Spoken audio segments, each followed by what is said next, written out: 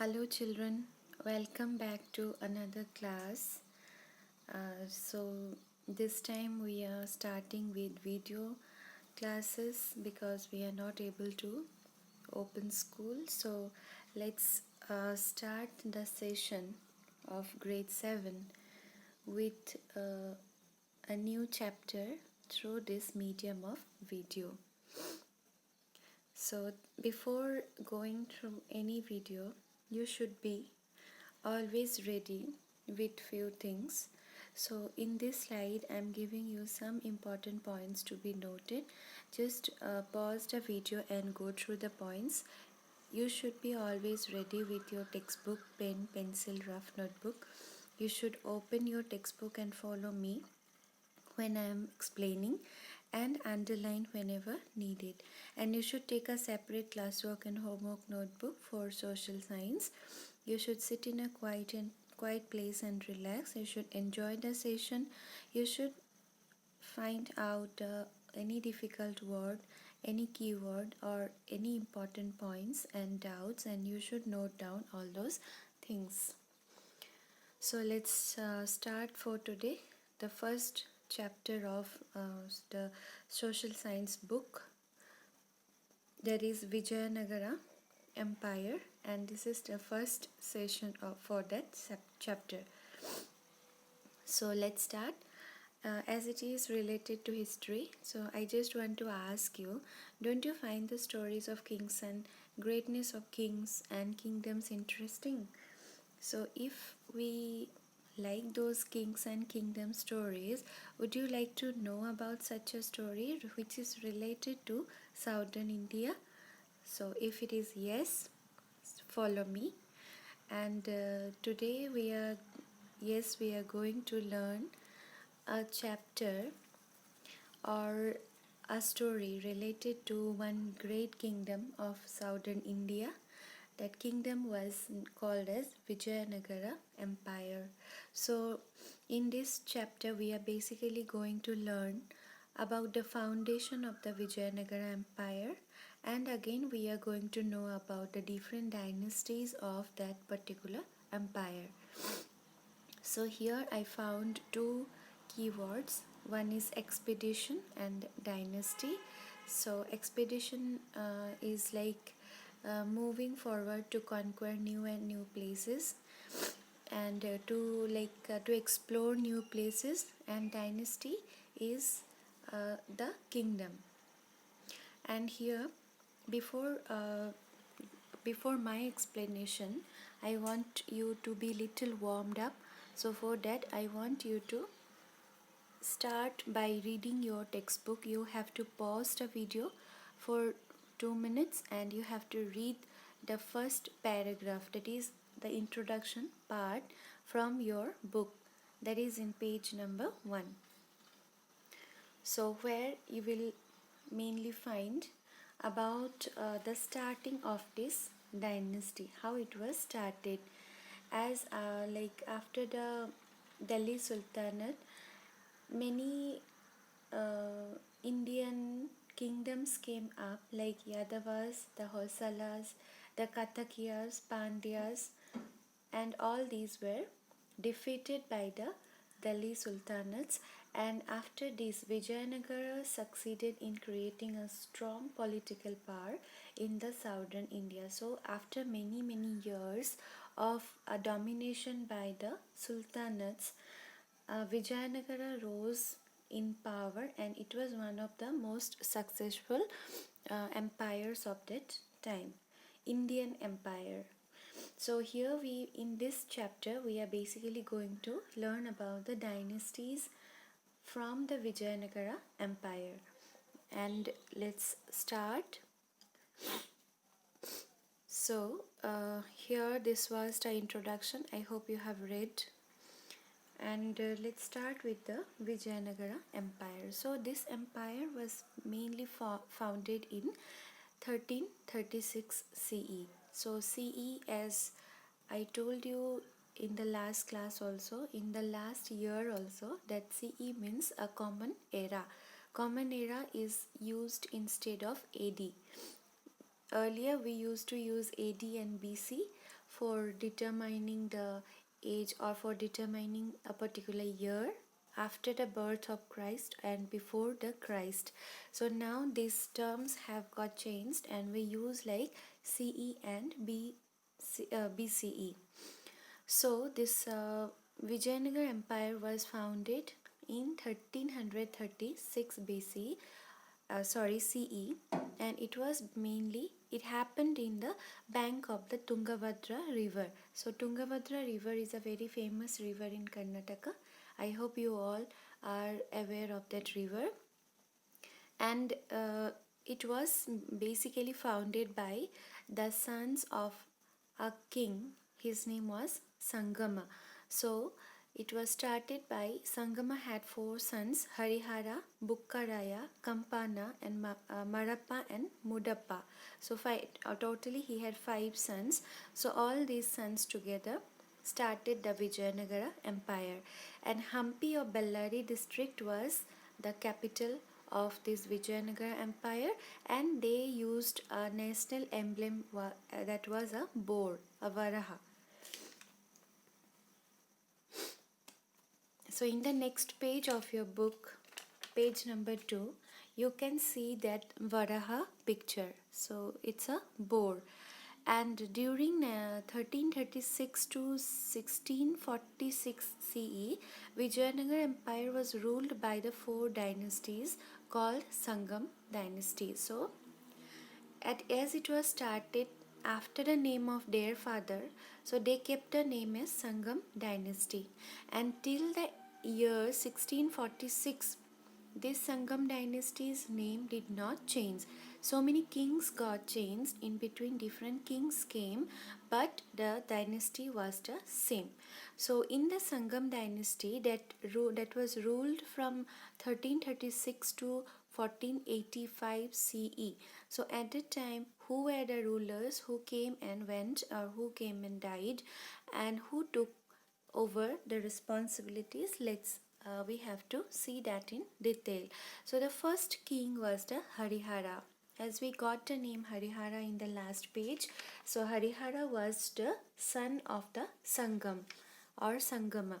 So Harihara started as the first king of this dynasty, and he took control over the regions of Tungabhadra river. So he started with a very small empire, and it was basically around that Tungabhadra river, and later he extended his empire to Konkan coastal area of the west. So Konkan is a coastal area that falls in the western part of the country. So up towards west he extended his empire up to the Konkan river, Konkan coast, and towards eastern side he conquered, or he extended his empire up to Nellore and Kadapa, that maybe now it falls in Tamil Nadu. So toward the eastern side he extended toward till Nellore and Kadapa, and to the Krishna river of the north, and towards the northern side of the country he extended up to the Krishna river and Kaveri river to the south. To the southern side he extended up to the Kaveri river. So like this he extended his empire and made it a strong empire among itself. So after the death of Harihara, Bukkaraya, the second brother, took the responsibility. And because Harihara had no sons to take over, so that is why his brother took over the responsibility. And during his rule, his son Kampana expanded the empire by defeating the Sultan of Madurai also. So they are actually trying to expand their empire, and they are trying to take up new places and add up new places in their own dynasty. So during the rule of this Bukkaraya, his son's name was Kampana, who defeated the Sultan of Madurai. Also Madurai is towards down south in the state of present day Tamil Nadu. So this was explained in the book called Madura Vijayam, which was written by Kampana's queen, Kampana's wife Ganga Devi. And Bukka captured Penukonda by defeating the Reddis. Even he defeated the Reddis from the Penukonda area and of Kondavedu and included it to the Vijayanagara Empire. So, like that, he is expanding, he is trying to expand and explore new places every time king changes, they include certain new places in it.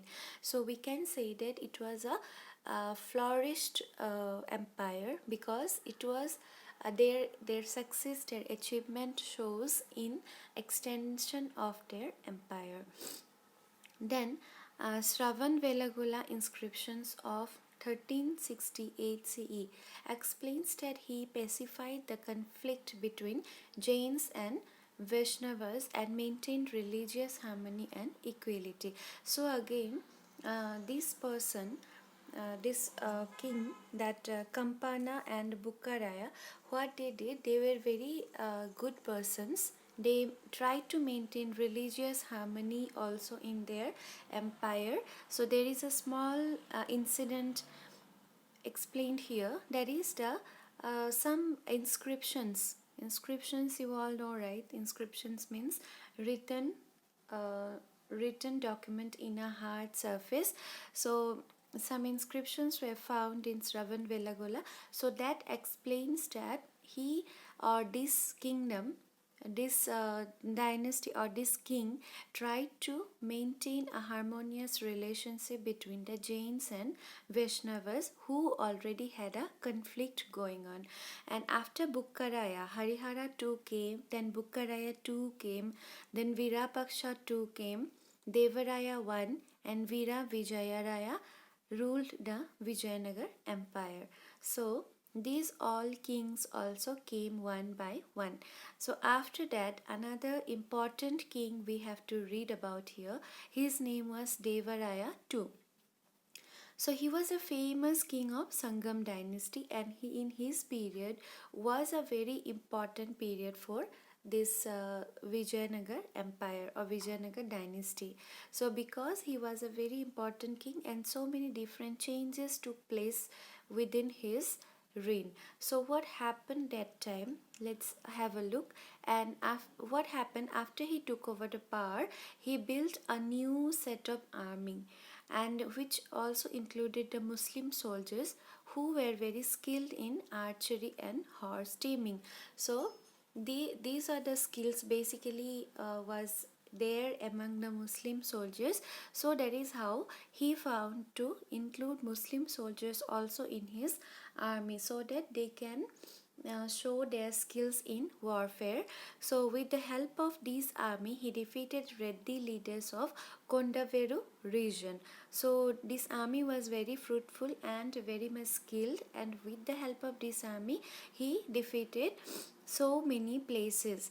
And then he defended famous Mudugal fort, Raichur, Bankapur by fighting with Ahmad Shah of Bahmani sultans. So he even attacked those sultans from different places. So he extended and he defeated the Mudugal fort, that is Raichur and Bankapur, and by fighting with the Ahmad Shah of Bahmani sultans. His brave commander, he had a very brave commander, that is the chief of his army. His name was Lakkana Dandesha, and he defeated the kings of Kerala as well as Sri Lanka, and he collected lot of treasure from there and tribute in the form of cash. So that was their success story. So they were able to do a lot of expeditions in their lifetime. And Prodha Devaraya, who had religious tolerance, so this Prodha Devaraya, that is Devaraya II, he was also a very good harmonious person who always believed equality among the religion, that is called as religious tolerance. So he also was a religiously tolerant person. He was never fed up, or he was never frustrated with other religions. He always tried to maintain a harmony among the religions, who built Jain and Vaishnava temples in his capital, and he even permitted to build mosque also. So Telugu poet Srinatha, Sanskrit philosopher Dindima, and Kannada poet and the minister Lakkana Dandesh were patronized in his kingdom. So in his kingdom he had few great persons in his court, and he all those people were very much knowledgeous. They had very good knowledge of different thing. One was a Telugu poet, another one is a Sanskrit philosopher, his name was Dindima, and even Kannada poet was also there, who was also his minister. His name was Lakkana Dandesh. So that was the same person who defeated Kerala and Sri Lanka. So like that, he was blessed with all these people, and Veerashaivism got resurrected in his period. So now what is this Veerashaivism? Veerashaivism is a part of Shaivism. So Shaivism is nothing but the concept of believing the Lord Shiva. So the people who are totally dedicated to Lord Shiva, who believes Lord Shiva for the starting and ending of the world. So that group of people who strongly believe in Shiva are known as Shaivist, or that religion or that concept is called as Shaivism, and Veerashaivism is a part of that Shaivism. So that was also Veerashaivism was also uh, spread in the society by few saints, or by few important persons or people from that time. So in his dynasty, even this Veerashaivism also got importance. So he has given place, or he has given opportunity to people of different religious beliefs to stay harmoniously in his kingdom. So that is what it wants to say. Later he had a title. He was very good person. Because of his greatness, he was given lot of different titles like Gaja Bentegara, then Chatu Samudra Dishwara, then Ariraya Vaivaba. All these titles were given to this king Devaraya, to or Prodha Devaraya. So he was a great person. After his death in 1446, his son, whose name was Mallikarjun, and then Birupaksha III ruled Vijayanagara. So after his death, immediately Mallikarjun took over his kingship, and then after Mallikarjun, Virupaksha III came to rule Vijayanagara. These were weak rulers. So from Mallikarjun, things got changed because they were quite weak rulers, and because of that, because of this, as a strong commander, they had a commander whose name was Saluva Narsimha, captured the capital. So because the king was not so strong, king was very weak, that is how his commander, his own commander only, got the chance to capture the capital. With this incident, the rule of Sangam dynasty ended in 1485 CE. So by 1485 CE, the Sangam dynasty that was started by Sangam's sons, 5 sons, came into an end. And then after the Saluva Narsimha, he was a strong commander from the from this Sangam dynasty only. He took the kingship. He captured, or he defeated the kings, and he took over the responsibility of the kingdom, and he changed the name of the dynasty.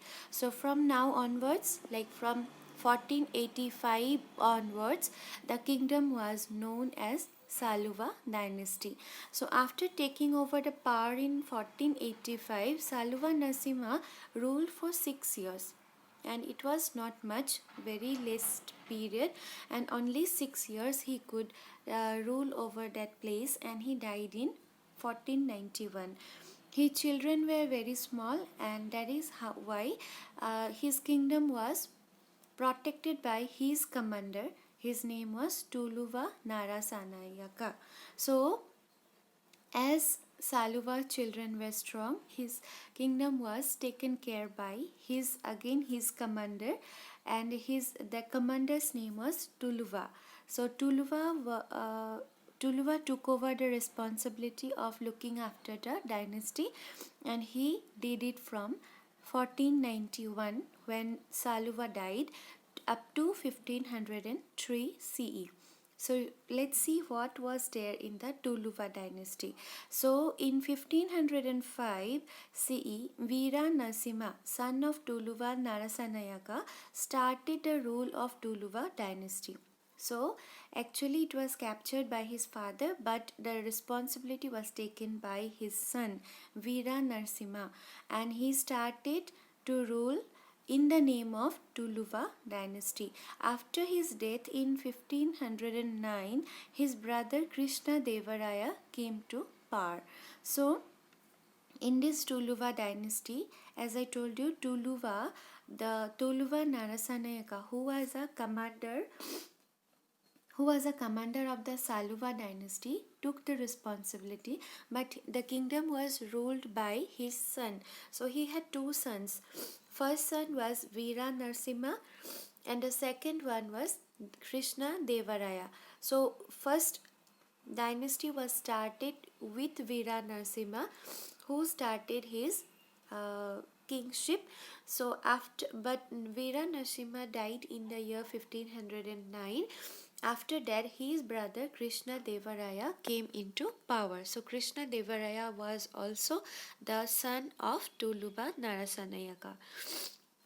So Krishna Devaraya was another famous king who came into power after so many years.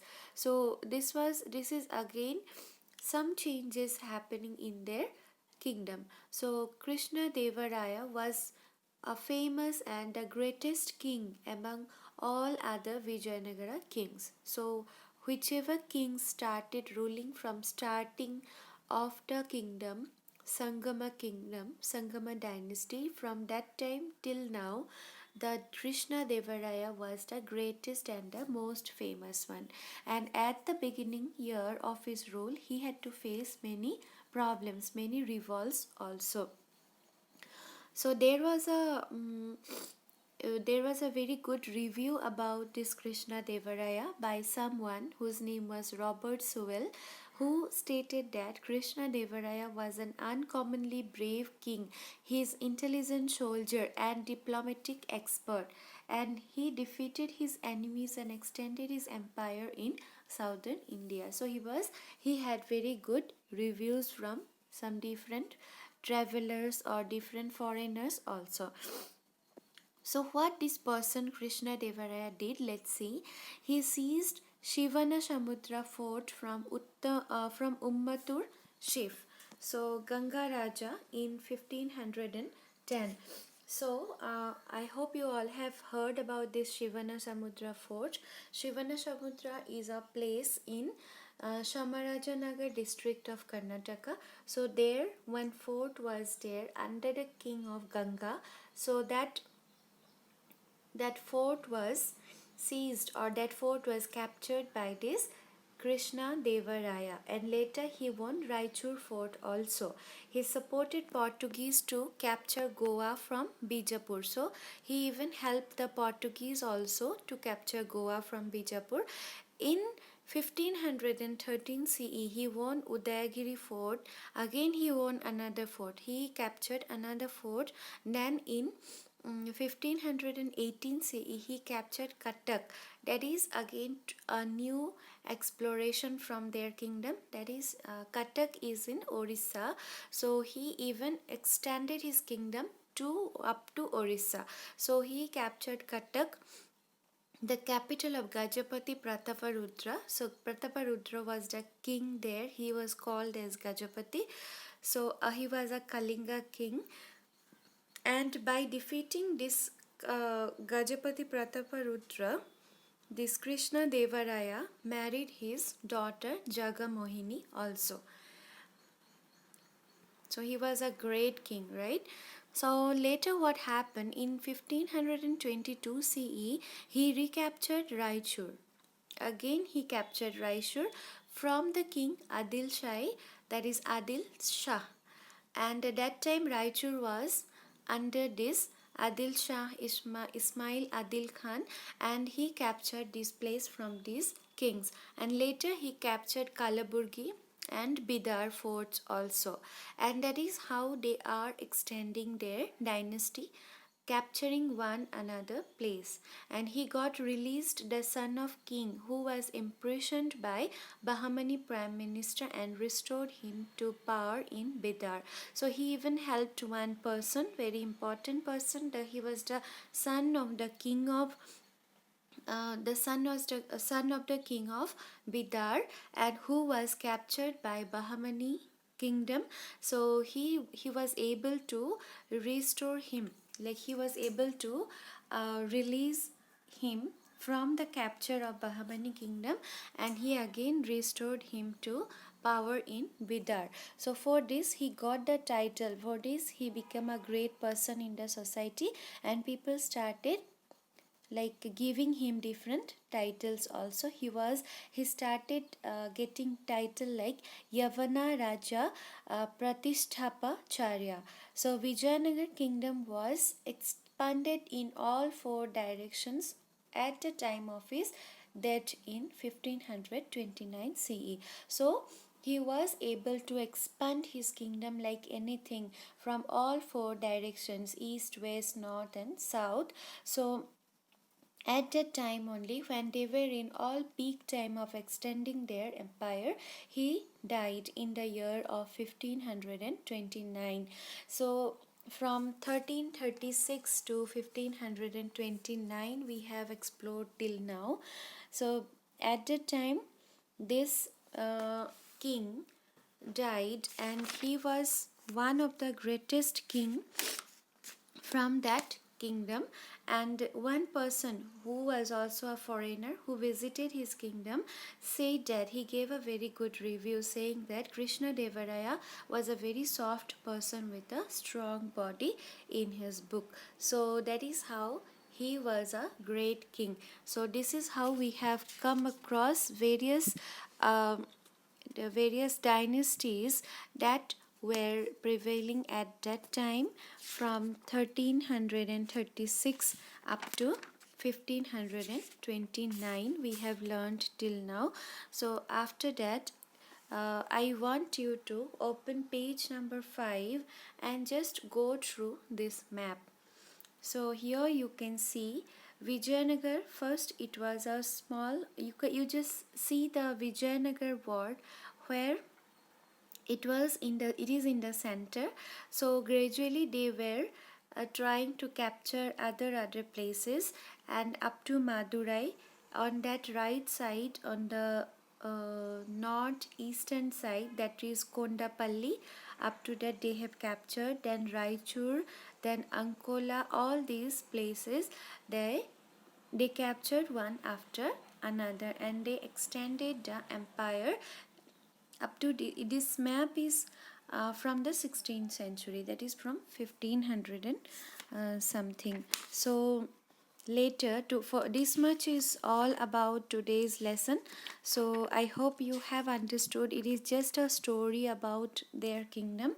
It is not much difficult, very interesting story, and I hope you will read the book, read the topic once again after this video is over. So you try to read it, you try to understand. There is no difficult words, only the names are a bit difficult. You have to memorize those things. So like that we come to an end, and here is the homework for you. I have given few fill in the blanks. You just try to answer them. These are very easy. You will find in your book. If you read the topic properly, you will get the answers. So first question is, Vijayanagar Empire was founded in dash. Dash was the king of Sangama dynasty. Dash was the famous and greatest king among other Vijayanagar kings. Military leader of Devaraya II defeated Sri Lanka king and received tribute. You have to write his name here. Then Krishna Devaraya married Gajapati Prataparudra's daughter, whose name was what? You have to write that name. So you write this answer in your homework book and you have to click a photo and send to school. So that was all about today's lesson. So I hope you have understood. If you have any confusion, any doubt, just keep it noted and send back to school. We will try to uh, reply you, or will try to explain you in a very easiest way. Thank you, children.